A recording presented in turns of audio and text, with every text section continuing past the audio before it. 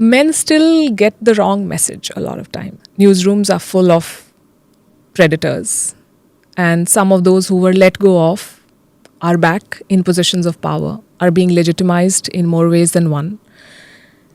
And what are we doing about it?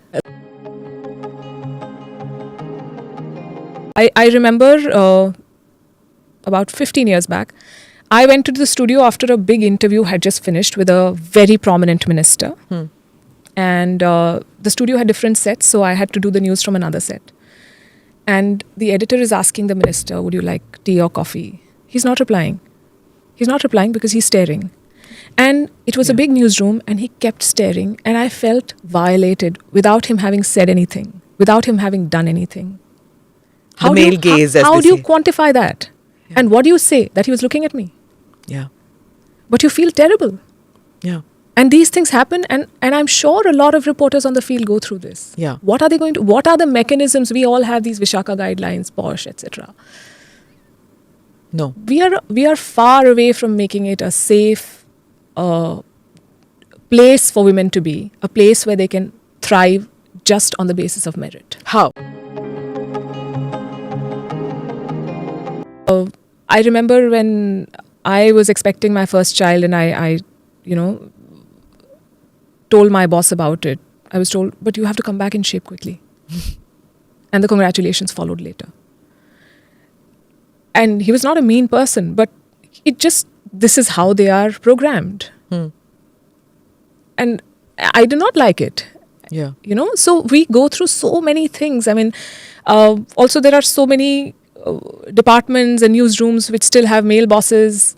They don't understand why is it that when a child falls sick, I have been in a situation where I remember my daughter was, I think, a year old, and she had an acute ear infection, and she was crying, and I left for work very early when my children were very young, and I have always believed in them being independent, and everyone in the family sort of divides the chores and handles. It takes a village. Yeah, but on that day she was being very clingy, and I said I have to go to work, and everyone said okay, she'll be fine. But somewhere I went there with that, and it doesn't happen with me very often. I can be very dispassionate about some things, and I'm like, this is a project, I have to do this. My work is as important as everything else. But I reached office, I got ready for the show, and the headlines rolled. And after the first headline, I started crying.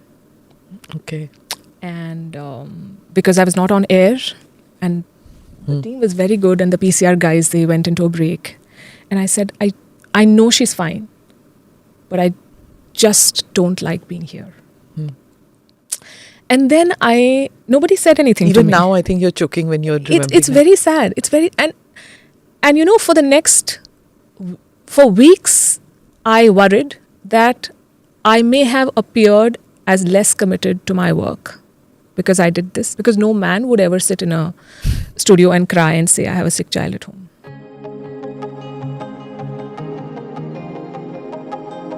A lot of these rules apply only to women. We are supposed to look a certain way. We are supposed to, if we are too soft and smile too much, then we are diffident. If we are too aggressive, then we are rude. There's never a good fit. आप सबको खुश तो कर ही नहीं सकते. And there are rules about, I think over the past few years, one by one, I've thrown all the rules out of the window. I want to wear jhumkas with a jacket, I will wear it. You don't like it, don't watch it. But whose definition of presentable is it? And what is good?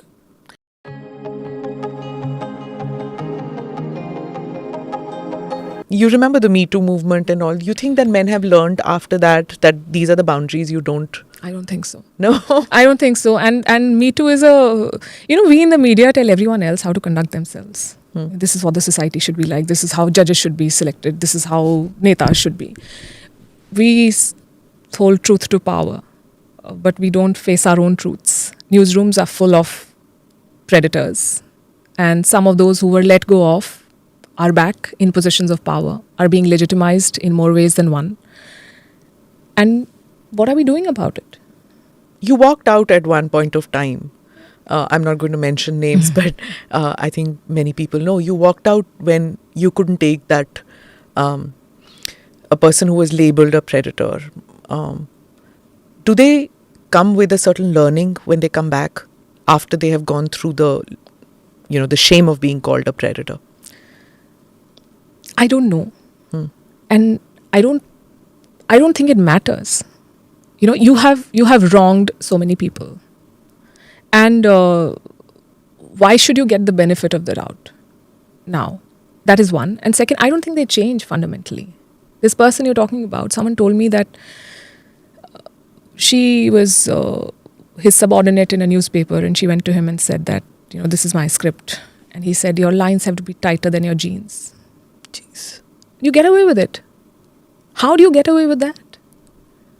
And what do you do to the confidence of that girl? She left media as it happened.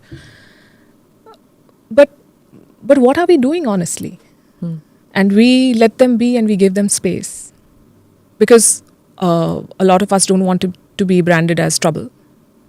You raise a stink in one place, and 10 other newsroom leaders will say, okay, this one is bavalia. That's the word they use, no? बहुत बवाल है.